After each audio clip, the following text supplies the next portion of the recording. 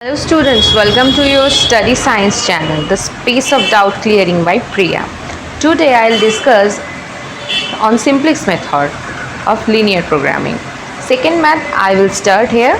Here a problem is given. You can see that maximize z equals to 5x1 plus 3x2 subjected to constant x1 plus x2 less than equal to 5x1 plus 2x2 less than equal 10, 3x1 plus 8x2 less than equal 12, x1 x2 greater than equal 0। आज यहाँ second math हम चालू करने वाले हैं, start करने वाले हैं। तो यहाँ पे देखिए सब्जेक्टेड टू कांस्टेंट पार्ट में 3 कांस्टेंट यूज़ करके हम ये मैथ करने आगे वाले हैं। यहाँ पे पहले वाला जो मैथ हम किए हैं वहाँ पे हम ट्रिक जो फॉर्मूला है न्यू वैल्यू का वहाँ पे हम कुछ ट्रिक यूज़ किए हैं, ठीक है।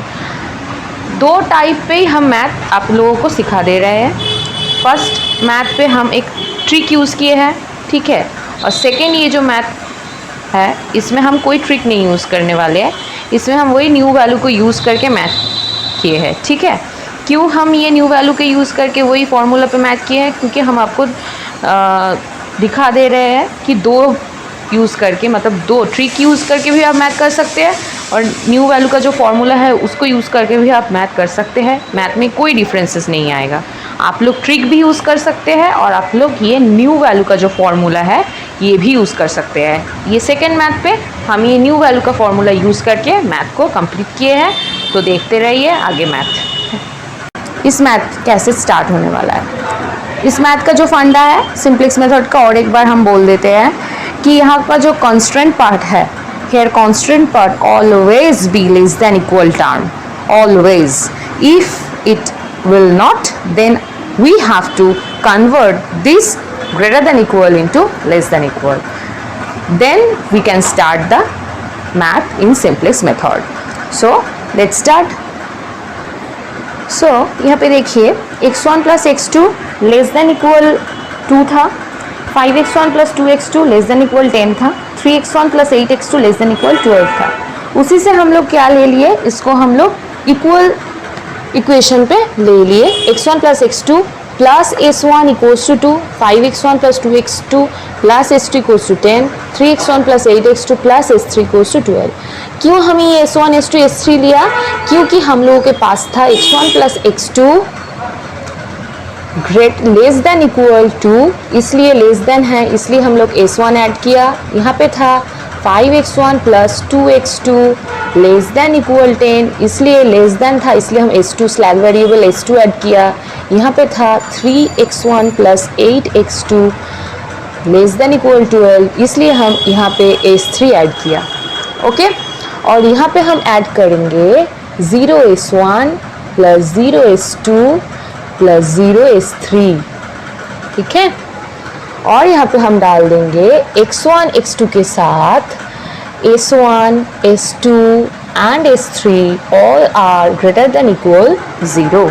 अब हम चलते हैं नेक्स्ट इनिशियल टेबल के ऊपर।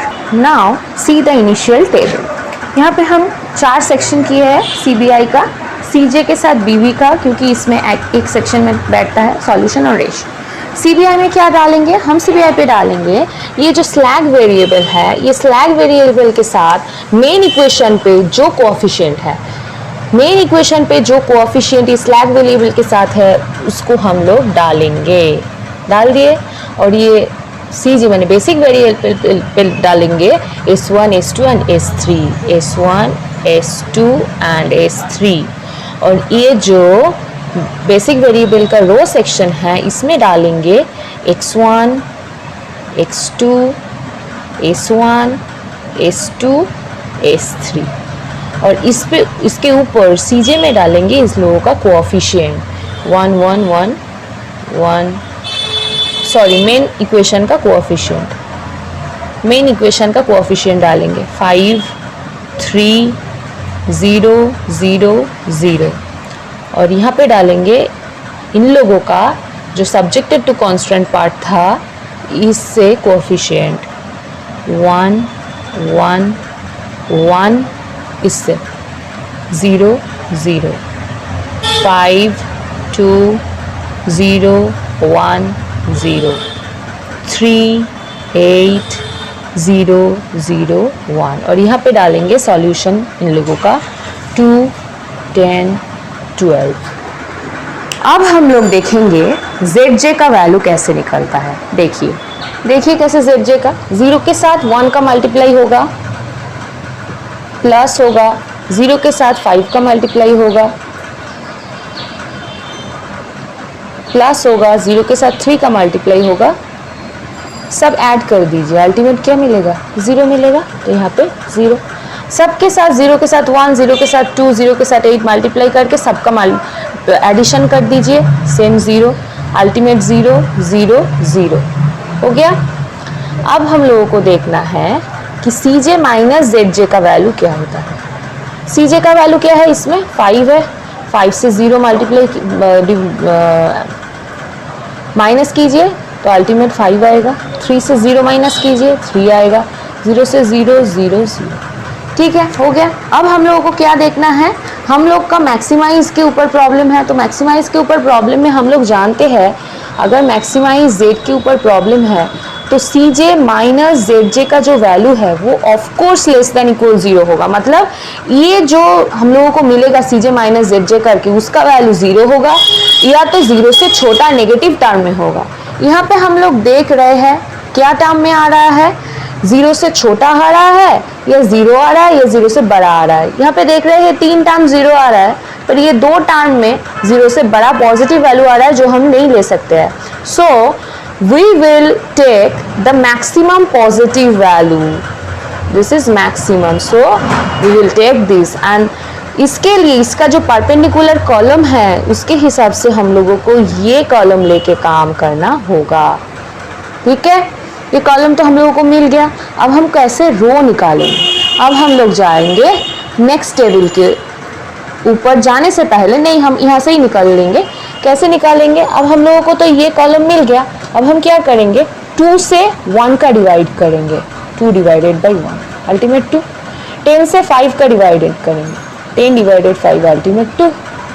8 से 3 का डिवाइड करेंगे, 8 डिवाइडेड 5 अल्टीमेट 2 जो 6, 2.6 समथिंग आ रहा है। ठीक है, अब हम लोगों को देखना पड़ेगा कि कौन सा वैल्यू लेके हम लोग काम करना चाहते हैं। यहाँ पे 2 का वैल्यू निकला है, 2 और 2 सेम वैल्यू निकला है, तो हम लोगों को यहाँ से क्या निकालना पड़ेगा, लीस्ट वैल्यू निकाल के उसका रो पकड़ के काम करना पड़ेगा। अब हम ये लेंगे या ये लेंगे, हम प्रायोरिटी देते हैं ऊपर का वैल्यू। ठीक है, आप ये भी ले सकते हो, हम ये लेके काम कर रहे हैं, ऊपर का वैल्यू लेके हम काम कर सकते हैं। सेम वैल्यू आ रहा है 2 2, तो हम क्या लेंगे, हम ऊपर का वैल्यू लेके काम करते हैं, तो हम ये वैल्यू लेके टोटल काम करेंगे। ठीक है, हम लोगों को मिल गया क्योंकि ये लिस्ट हम लोग इसको लिस्ट पकड़े हैं। ठीक है, इसलिए हम ये लेंगे।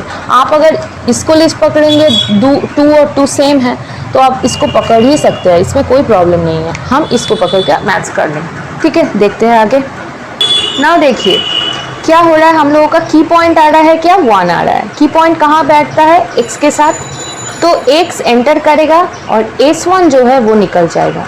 x1 एंटर करेगा और s1 को हटा देगा, तो हम यहाँ पे बैठा देते हैं x1 और यहाँ पे x1 के साथ कौन है, 5 है, तो इसका बैठ गया। अल्टीमेट और जो 2 रहेगा वो s2 एंड s3 को हम लोग लिख देते हैं। ठीक है, हो गया। अब हम देखेंगे क्या, x1 जो आया, x1 एंटर किया, s1 निकल गया। अब यहाँ पे क्या क्या बैठेगा वो देखना पड़ेगा। 1 है की पॉइंट, तो 1 से 1 डिवाइड होगा, इस 1 से भी 1 डिवाइड होगा, इस 1 से भी 1, 0 से 1, 0 से 1, 2 से 1। ठीक है, सब 1 से 1 डिवाइड करके 1 ही आएगा। 1 से 1 हम लिख देते हैं कि आप लोगों का प्रॉब्लम ना हो। 0 से 1, 0 से 1 और यहाँ से 2 से 1 हो गया। अब जो है, अब हम s2 एंड s3 जो नया नया वैल्यू मिलेगा उस पे जाते हैं। देखिए पुराना वैल्यू s2 का क्या था, अब हम यहाँ पे एक फॉर्मूला लिख देंगे आप लोगों के लिए। New value equals to old value, OV मतलब old value, minus corresponding column multiply corresponding row divided by key point. ये है फॉर्मूला। अब देखिए s2 के लिए पुराना वैल्यू क्या था, 5 था, हम एक ही करके दे रहे हैं, बाकी आप लोग कर लेंगे, ठीक है। 5 था पुराना वैल्यू। अब कॉरस्पॉन्डिंग कॉलम 5 के हिसाब से कॉरस्पॉन्डिंग कॉलम कौन सा है? 5 के हिसाब से कॉरस्पॉन्डिंग कॉलम 5 ही है। और कॉरस्पॉन्डिंग रो कौन सा है? 5 के हिसाब से कॉरस्पॉन्डिंग रो है 1 है। और की पॉइंट कौन सा है? 1 है। तो अल्टीमेट क्या आया? 0 आया। हो गया नया वैल्यू। अब देखिए सेकंड कौन सा हम लेंगे? 2 है, पुराना वैल्यू 2 है। और कॉरस्पॉन्डिंग कॉलम कौन सा है? 5 है। कॉरस्पॉन्डिंग रो कौन सा है? 2 के हिसाब से कॉरस्पॉन्डिंग रो 1 है।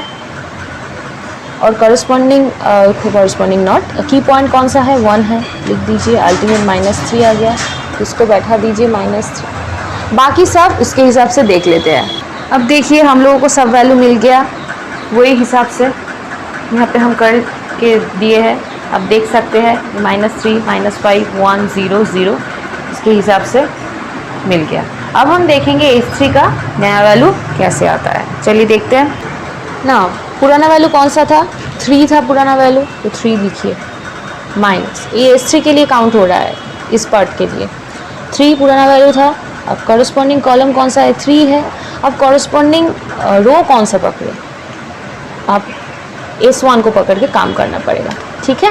S2 को पकड़ के नहीं, S1 को पकड़ के। अगर S4 भी रहेगा तब भी S4 रिस्पेक्ट टू S1 को पकड़ के काम करना पड़ेगा। तो ये अगर 3 कॉरस्पॉन्डिंग कॉलम हो गया तो कॉरस्पॉन्डिंग रो कौन सा होगा? इसके रिस्पेक्ट टू S1 पकड़ना पड़ेगा, ठीक है। वही रो पकड़ना पड़ेगा। तो 1 पकड़ लिया, डिवाइडेड बाई 1, अल्टीमेट आ गया 0। यहाँ पे बैठा दीजिए 0। नेक्स्ट देखते हैं। नेक्स्ट है 8 माइनस। कॉरस्पॉन्डिंग कॉलम चेंज नहीं होता है और इसके हिसाब से रो कौन सा है? 1 है और 1 है की पॉइंट। तो अल्टीमेट हो गया क्या? 5। तो यहाँ पे 5 बैठा दीजिए। नेक्स्ट चलिए देखते हैं। थर्ड वन है 0 पुराना वैल्यू। नया वैल्यू कौन सा है? कॉरस्पॉन्डिंग कॉलम कौन सा है? 3 है। उसके हिसाब से रो कौन सा है? 1 है, डिवाइडेड बाई 1 की पॉइंट। अल्टीमेट हो गया -3। तो यहाँ पे बैठा दीजिए -3। चलिए देखते हैं फोर्थ वन कौन सा है? 0 है, -3 सेम। और उसके 0 के हिसाब से यहाँ पे 0 है, डिवाइडेड बाई 1। अल्टीमेट हो गया 0। यहाँ पे बैठा दीजिए 0। ये फिफ्थ वन है 1 पुराना वैल्यू है 1 माइनस। कॉरस्पॉन्डिंग कॉलम सेम होगा, इसके रेस्पेक्ट में 0 होगा और इसका 1। अल्टीमेट क्या हो गया? 1 हो गया। तो यहाँ पे बैठा दीजिए। हो गया। अब देखते हैं सॉल्यूशन में क्या होता है। सॉल्यूशन पे भी वही आ गया, 6 आ गया सेम करके। पुराना वैल्यू था 12, कॉरस्पॉन्डिंग कॉलम कौन सा था? 3, कॉरस्पॉन्डिंग रो कौन सा था? 2 और की पॉइंट कौन सा था? 1 की पॉइंट। अल्टीमेट आ गया हम लोगों के पास आ गया अल्टीमेट 6। ओके। अब हम क्या करेंगे? अब हम देखेंगे ZJ का वैल्यू क्या होता है। चलिए हम लोग जानते हैं ZJ का वैल्यू क्या होता है। 5 × 1 प्लस 0 × 0 प्लस 0 × 0। अल्टीमेट आ गया हम लोगों के पास 5। यहाँ पे बैठा दीजिए 5। सेम वे पे 5 × 1 0 × -3 0 × 5। अल्टीमेट हो गया हम लोगों का 5। यहाँ पे भी सेम वे में देखिए। चलिए तो देखिए हम लोगों के पास आ गया। कैसे हम करेंगे? इसको इसके साथ मल्टीप्लाई करेंगे, प्लस करेंगे, इसको इसके साथ मल्टीप्लाई करेंगे, प्लस करेंगे, इसको इसके साथ मल्टीप्लाई करके प्लस करेंगे। सेम भावे इसको इसके साथ मल्टीप्लाई करेंगे, प्लस करेंगे, इसको इसके साथ मल्टीप्लाई प्लस, इसको इसके साथ मल्टीप्लाई प्लस, इसको इसके साथ मल्टीप्लाई प्लस, इसको इसके साथ मल्टीप्लाई प्लस, इसको इसके साथ मल्टीप्लाई प्लस करके लिख देंगे सेम वे पे। अब हम लोगों को देखना पड़ेगा CJ माइनस ZJ का क्या वैल्यू होता है। CJ का वैल्यू है 5, 5 - 5 0 हो गया, 3 - 5 -2 हो गया, 0 - 5 -5 हो गया, 0 - 0 0 हो गया, 0 - 0 0 हो गया। तो हम लोगों को मिल गया। हम लोगों को पता है कि मैक्सिमाइज का ये प्रॉब्लम था और मैक्सिमाइज का प्रॉब्लम में हम लोगों को पता है CJ माइनस ZJ का जो वैल्यू होगा वो लेस देन इक्वल 0 होगा। मतलब इसका जो वैल्यू होगा 0 होगा या 0 से छोटा माइनस टर्म में होगा। तो हम लोगों के पास 0 आ गया एंड 0 से छोटा माइनस टर्म में आ गया। सो ये मैथ यहाँ पे ख़त्म होता है। तो हम लोगों को आंसर में क्या मिलेगा? आंसर में मिला x1 का वैल्यू मिला 5, x2 का वैल्यू मिला 0, x3 का भी x3 नहीं था तो x2 का वैल्यू था 0 एंड हम लोगों को जो ऑप्टिमल कंडीशन मिला, ऑप्टिमल कंडीशन मतलब जहाँ पे ये मैथ ख़त्म होता है, जहाँ पे ये जो इक्वेशन मतलब ये जो कॉज है ये सेटिस्फाई होता है, ठीक है। ये कॉज सेटिस्फाई हो गया क्योंकि हम लोगों को ज़ीरो भी मिल गया, ज़ीरो से छोटा भी मिल गया, यहाँ पे कोई पॉजिटिव वैल्यू नहीं है, ठीक है। तो ये सेटिस्फाई हो गया, तो ये ऑप्टिमल कंडीशन पे रीच हो गया एंड हम लोगों को मिल गया optimal condition at Z, optimal Z equals to 10 answer. तो यहाँ पे सेकेंड मैथ खत्म होता है एंड सिंप्लेक्स मेथड के ऊपर ये चैप्टर ख़त्म होता है। अब हम आगे जो देखने वाले हैं वो बीगन मेथड के ऊपर देखने वाले हैं, तो नेक्स्ट वीडियो मेरे उसके ऊपर आने वाला है। तो आप लोगों को अगर सिंप्लेक्स मेथड के ऊपर कोई भी डाउट है तो आप मुझे कमेंट सेक्शन में जाके कमेंट कर सकते हैं और definitely I will try my best to cover your problem. And आपको अगर ये वीडियो अच्छा लगा तो प्लीज़ स्टडी साइंस चैनल को लाइक कीजिए, ये वीडियो को लाइक कीजिए, मेरा चैनल को सब्सक्राइब कीजिए एंड ये वीडियो को बहुत बहुत ज़्यादा शेयर कीजिए। तो लाइक, शेयर एंड सब्सक्राइब करना प्लीज़ मत भूलिए। Thank you.